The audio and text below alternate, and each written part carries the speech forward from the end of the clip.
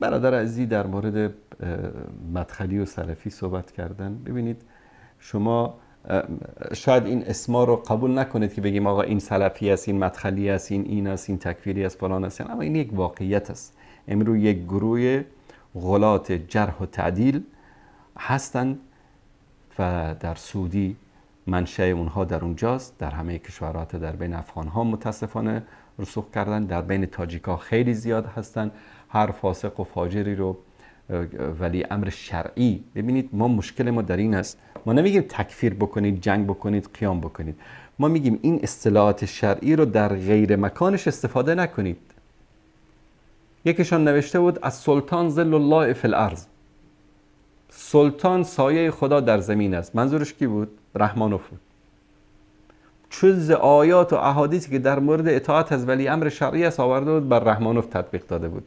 آخر رحمانوف بر سر او غضب شد، خودش و زنش و مادرش و فرزندش همه شو انداخت در زندان. و کتابم به دردش نخورد.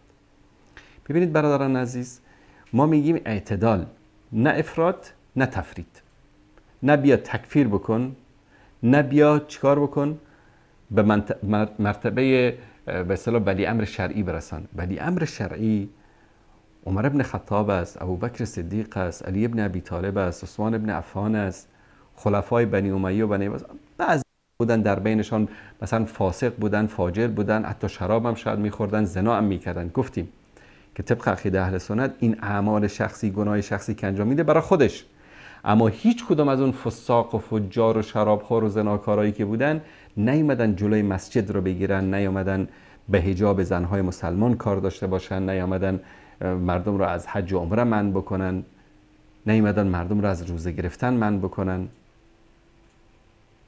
پس این از فرق بین یک کسی که حالا شما اسمش رو رئیس جمهور میگذاری، پادشاه میگذاری، هرچی میگذاری بذار، اما نه یا آیات ولی امر شرعی رو بر او تطبیق بکن، احادیث ولی امر شرعی رو بر او تطبیق بکن.